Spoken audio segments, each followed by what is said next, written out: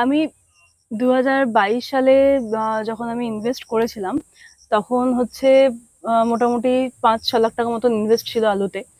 আমার লস হয়ে গেছে প্রচুর। মানে আমি লাস্টের দিক অব্দি ভেবেছিলাম যে ওটা হয়তো স্টক আমার থাকলে আমি বেশি বা মানে হয়তো যেটা প্রফিট হয়তো পাবো ইনভেস্ট আরকি। করেছিলে। হ্যাঁ। কৃষক ব্যবসায়ীদের পাশাপাশি বহিরাগত ইনভেস্টররাও আলু শিল্পে গুরুত্বপূর্ণ ভূমিকা পালন করেন।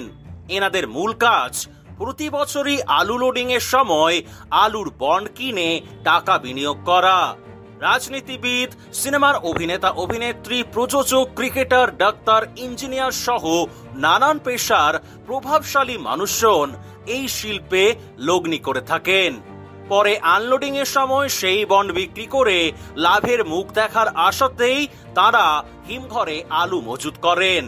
তবে সমস্যা দেখা যায় বহিরাগত লগ্নিকারীদের ক্ষেত্রেই।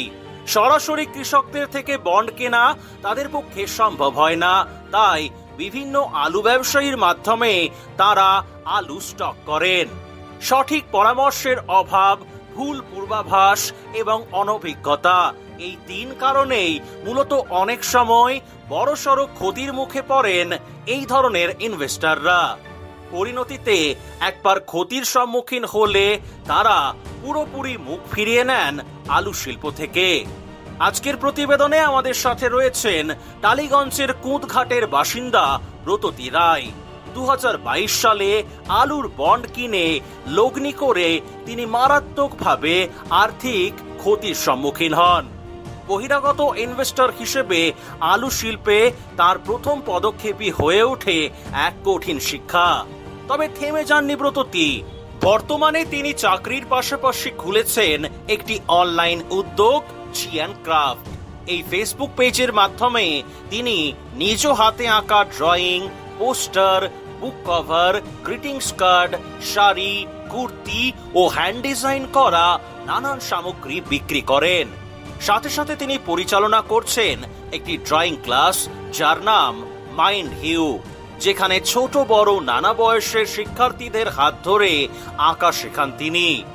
আলু শিল্পে লগ্নির সেই তিক্ত অভিজ্ঞতা, ব্যক্তিগত জীবন এবং এক নতুন উদ্যোগের স্বপ্ন নিয়ে কি বলছেন ব্রততী রায়, শুনে নিই এই এক্সক্লুসিভ সাক্ষাৎকারে।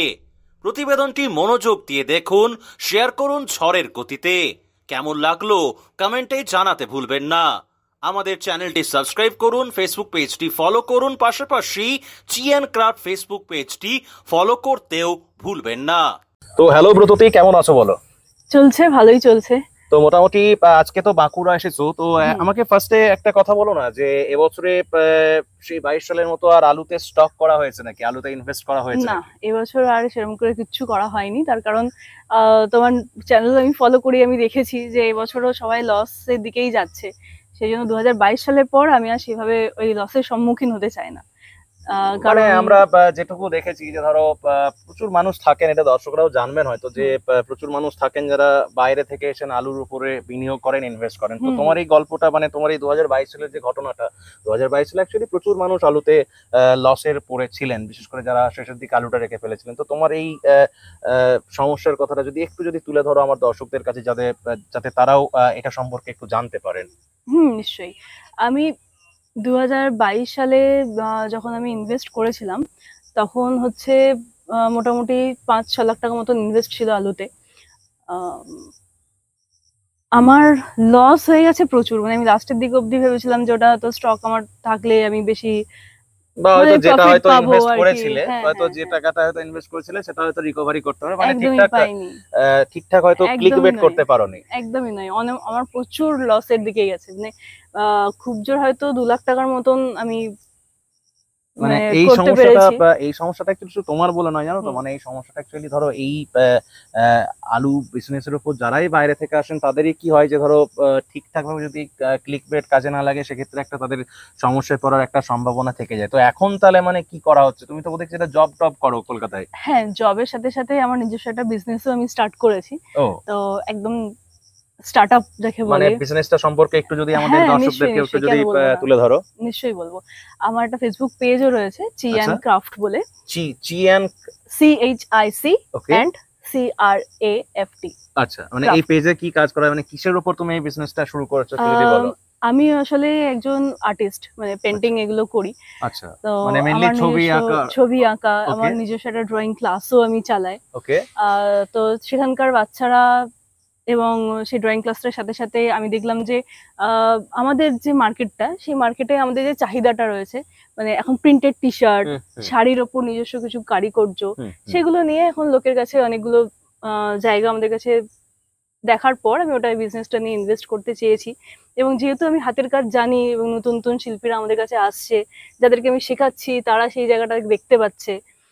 তো সেই জন্যই আমি তাদের কাছে, মানে এই চ্যানেলের কাছে আমার কাছে মানে একটা এখানে রিকোয়েস্ট যে হ্যাঁ, হ্যাঁ, একটা ফলো যাতে আসে, এবং তারা যাতে মানে কিনতে হবে না, শুধুমাত্র দেখুক, যদি কিছু পছন্দ হয় তাহলে মানে যাতে ধরো এখান দেখে। থেকে যে কোনো মানে ছবি বা তোমার হয়তো হাতে আঁকা কিছু একদম, ছবি বলো বা একদম। এমনি হয়তো কোনো কাপড় বা কোনো জিনিসের উপর হয়তো বানানো, সেই ডিজাইনটা হয়তো তোমার বানানো, এই ধরনের বিভিন্ন রকম জিনিসপত্র তুমি এই সাইটের মধ্যে তুলে ধরছো। একদম এবং তারপরেতে এই সাইট থেকে হয়তো কেউ যদি ইন্টারেস্টেড থাকে তো তারা সেক্ষেত্রে ওখান থেকে সরাসরি মানে যোগাযোগ যোগাযোগ করতে পারে। পারবে, হ্যাঁ। তো এই আইডিয়াটা হঠাৎ করে কিভাবে এলো যদি একটু বলো? হরদেব সিং সাংঘার এস মার্কা ও সুখজিৎ সিং ভাট্টির বি মার্কা আলু বীজ বিক্রয়ের বিশ্বস্ত প্রতিষ্ঠান ঘোষাল এগ্রিকালচার এন্টারপ্রাইজ। দীর্ঘ 1 দশকেরও বেশি সময় ধরে প্রতিটি কৃষকের বিশ্বাসের আরেক নাম ঘোষাল এগ্রিকালচার এন্টারপ্রাইজ। খুচরো ও পাইকারি বীজ বিক্রয় করা হয়। প্রযত্নে শম্ভুনাথ ঘোষাল। আমাদের 2টি কাউন্টার আছে। হরদেব সিং সাংঘার ইস মার্কা পিওর কাউন্টার ধনিয়াখালী হল স্টেশনের কাছে ঘোষাল মার্বেল সন্নিকট, এবং সুখজিৎ সিং ভাটির বি মার্কা pure counter Belmuri Hattala Hooghly. Mobile number 9434301523। এটার আইডিয়াটা এসছে অরিজিনালি কিছু করতে হবে, নতুন টাইপের কিছু বিজনেস করতে হবে, তো সেখান থেকেই এই আইডিয়াটা এসছে। এবং আইডিয়াটা মানে শুধু যে আমি একা ইনভলভ করছি সেটা নয়, মানে আমার যারা স্টুডেন্টরা রয়েছে তারাও আমাকে চিয়ার আপ করে যে দিদি বা কেউ ম্যাডাম, যে ওটা করুন। যেই আমাদের কার্ডগুলো যেগুলো তৈরি হয়, সেই কার্ডগুলো ওরা তৈরি করে এবং ওরাও সেল করার জন্য আমাকে দেয়। কিছু আমাদের গ্রিটিংস কার্ড থাকে, এবং শুধুমাত্র যে আমরা নিজেদের ডিজাইন দিই সেরকমও নয়, কিছু কাস্টমাইজড ডিজাইনও থাকে। যদি কোনো কাস্টমার বলে যে হ্যাঁ আমি এই ডিজাইনটা আমার পছন্দ, যেমন হয় দেখবেন ওই পুজোর সময় অনেকে কাপল সেট অনেকে চায়, যে একটা শাড়িতেও যে এরকম কাজ হবে, কুর্তিতেও মানে পাঞ্জাবিতেও তার সেরকম কাজ হবে। তো সেই অনুযায়ী আমরা কাজগুলো করে দিই, এবং তারা যেই ধরনের ডিজাইন চান সেই ধরনের ডিজাইন আমরা করে দিই। আচ্ছা, আচ্ছা। তো মানে মেইনলি ধরো এই পেজের মানে ফোন নাম্বার কি বলা যেতে পারে? মানে তোমার কোনো অফিসিয়াল নাম্বার মুখস্থ রয়েছে? অফিসিয়াল নাম্বার বলতে আমাদের যেটা রয়েছে, কেউ যদি ফেসবুক পেজটা ফলো লাইক করে আচ্ছা, তাহলে সে অটোমেটিক আমাদের এই পেজের ডিটেলস পেয়ে যাবে, এবং সেখান থেকেই সমস্ত ডিটেলস। আচ্ছা। তো ঠিক আছে, আমি ভিডিও নিচে আমি দিয়ে রেখে দিচ্ছি। হ্যাঁ। যদি কেউ মানে ফোন নাম্বারের মাধ্যমে যদি ওর সাথে যোগাযোগ করতে চায় হয়তো যোগাযোগ করে নিতে পারে, বা বিভিন্ন রকম জিনিসপত্র ইত্যাদি কেনার জন্য। তো এগুলো মোটামুটি কিরকম কি প্রাইসের মধ্যে অ্যাভেলেবেল? মানে খুব হাই প্রাইস না খুব লো প্রাইস? না না, এটা যেহেতু পুরোপুরি কাস্টমাইজ, মানে যেগুলো আমার নিজস্ব অয়েল পেন্টিং রয়েছে সেগুলো তো আমাদের একটা নিজস্ব দাম মার্কেট প্রাইস অনুযায়ী হয়। এটা কিছু কাস্টমার যে ধরনের মেনটেন করতে পারবে, বা আমরা সব ধরনের কাস্টমারের উপরেই কাজ করি। মানে এরকম নয় যে খুব হাইফাই কাস্টমারই আসবে, সেরকম তো নয়। সবারই ইচ্ছা থাকে যে ভালো কিছু পড়ি, নতুন কিছু পড়ি। তো সেই জন্যই আমাদের সব ধরনের প্রাইসের উপরেই রয়েছে। বাহ! তো আমি অনুরোধ করবো প্রত্যেককে আপনারা এই পেজটা একটু ফলো করে নিতে পারেন। এই পেজে ওর অনেক বিভিন্ন রকম ডিজাইনার বা বিভিন্ন রকম আপনারা ক্রাফট সেখানেতে আপনারা কিনতে পারেন অবশ্যই। একদম। তো আজকে তো দেশের বাড়িতে আসা হয়েছে, তো দেশের বাড়ির মানে এই বাড়ির সাথে যে স্মৃতি, যদি স্মৃতি জড়ানো কিছু মুহূর্ত যদি আমাদের দর্শকদের জন্য যদি একটু তুলে ধরো। হ্যাঁ, নিশ্চয়ই। এটা হচ্ছে আমার বাবার নিজস্ব পৈতৃক বাড়ি, জন্মভিটা যেটা বলে। বাবার জন্মভিটে, একদম। নিজস্ব কালী মন্দির রয়েছে, কালী মন্দিরে ওইদিকে। কালী পুজো, হ্যাঁ কালী পুজো হয়। আর এবছর আমরা চাইছি যে আমাদেরই এবছর কালী পুজোটা রয়েছে, তো সেই জন্যই আরো এখানে বিশেষভাবে আসা, যে কিভাবে কালী হামেশাই পুজোটা তো করবো। হামেশাই তো তোমার তো মানে বাঁকুড়াতে তো মানে বাড়ি মানে তো হামেশাই হুম, আসো। হুম, তো হুম, এখানে হুম, যে হুম। কৃষক যারা রয়েছেন, কৃষকদের যে যন্ত্রণা বা কৃষকদের যে সমস্যা, দেখো তুমি দেখে থাকবে যে প্রত্যেকটা মানুষ যারা দেখবে যে কোনো জিনিস বানায়, ধরো তুমি একটা জিনিস বানাচ্ছ, হুম। তোমার একটা অধিকার আছে যে তুমি সেই জিনিসটার একটা যেন ন্যায্য দাম পাও। নিশ্চয়ই কিন্তু নিশ্চয়ই। কৃষকরা ধরো একটা ফসল ফলাচ্ছেন, ধরো আমাদের আলুর কথা বলি আমরা। হুম।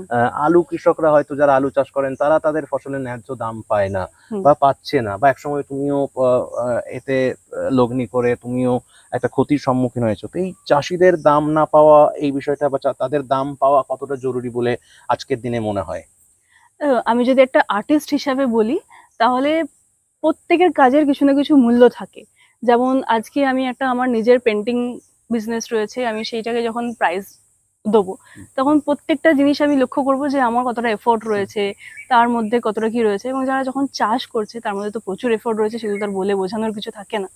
তো আমার মনে হয় যাতে সবাই এই জায়গাটার উপর একটু আলোকপাত করে দেখে যে আমাদের যারা কৃষক রয়েছে তাদেরও যাতে একটু স্মুথ জিনিসটা হয়।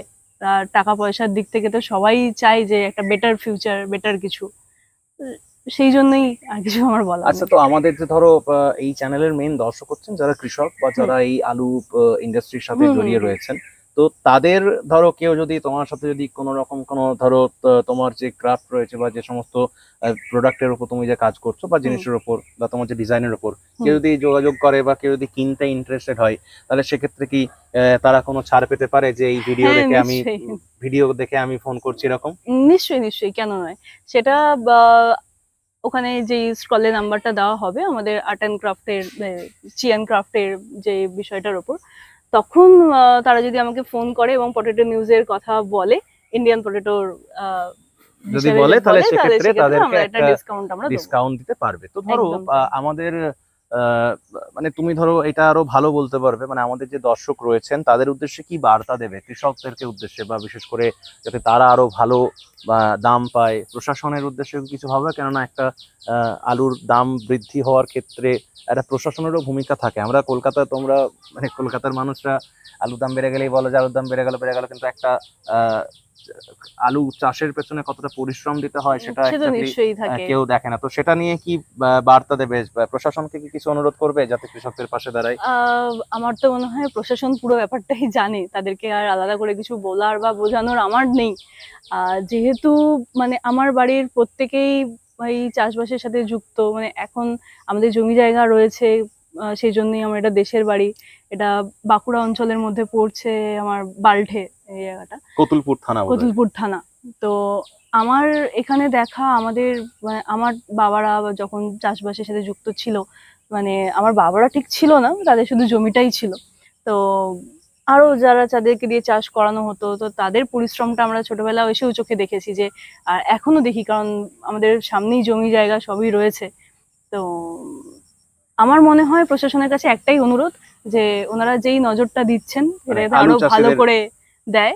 তাহলেই আমার মনে হয় এটা সবাই মিলে যখন আমরা একজোট হয়ে এগোবো, তখনই আমাদের সমাজের উন্নতি হবে, আমাদের সকলের উন্নতি হলেই প্রশাসন উন্নত হবে। আচ্ছা, আমার শেষ প্রশ্ন, যে আরেকবার যদি তোমার যদি মানে পেজের নাম এবং এভরিথিং যদি একটু শেয়ার করে দাও দর্শকদের জন্য। নিশ্চয়ই। আমার পেজের নাম হচ্ছে, আমার Facebook page C and craft, CHIC and CRAFT, ঠিক আছে? আর আমার পেজে আমার নিজস্ব আঁকা রয়েছে, যেমন অয়েল পেন্টিং আছে, স্কেচ রয়েছে, কিছু ওয়াটার কালার থাকে, এবং কিছু পোস্টার থাকে, কিছু খাম থাকে যেগুলো নিজেরা আমরা হাতে বানাই, এবং যারা স্টুডেন্ট রয়েছে তারাও বানায়। এবং কেউ যদি আমাদের কাছ থেকে নতুন কোনো ডিজাইন বা তাদের কিছু চিন্তা ভাবনা নিয়ে আমাদের কাছে আসে, কারণ নতুন প্রজন্মকে উদ্বুদ্ধ করাই আমাদের সবচেয়ে মেন মোটো। কারণ এখনকার সমাজে প্রত্যেকেই চায় যে একটু ভালো থাকা। তো সেই জন্যই আমাদের এই চেজটা, আমাদের এই চ্যানেলটাকে রাখা। এবং প্রত্যেক দর্শকের কাছে আমার অনুরোধ যেন আমাদের এই পেজে একবার করে হলেও এসে দেখে। আচ্ছা, মানে শেষ প্রশ্নটা মানে অন্যরকম, যাই হোক। তো ব্যাপারটা হচ্ছে যে শেষ প্রশ্ন এটাই, যে যদি আগামী বছর যদি তোমার ফিনান্সিয়াল কন্ডিশন আবার যদি ঠিকঠাক হয়ে যায়, তাহলে কি আবার আলুতে ইনভেস্ট করার ইচ্ছে আছে? হ্যাঁ নিশ্চয়ই, কারণ আমি চাই যে আমার কৃষক যারা রয়েছে তারাও একটু ভালো কিছু পেলে, কারণ আমরা ইনভেস্ট করলেই তাদের থেকে একটা ভালো আমরা স্মুথ জিনিস পাবো। আর একটা মানে আইডিয়া কি ছিল না, মানে আলু বিজনেসটার উপর কি মানে আইডিয়া তখন ছিল না? না, তখন না, তোমার সাথে না, আমারও বন্ধুত্ব হয়নি, না, না, না, কিন্তু আলুর এই মানে শিল্পটার উপর কি না, তোমার না, কোনো না, আইডিয়া না, ছিল না? না, লোকের পাল্লাই পড়ে যাওয়া হয়। একদম তাই, একদম তাই। মানে বলে না হরিপালের পালাই, তো সেই রকমই আমার অবস্থা ছিল।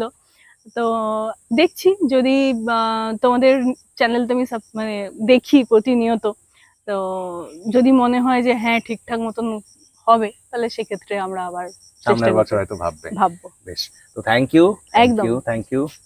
Thank you.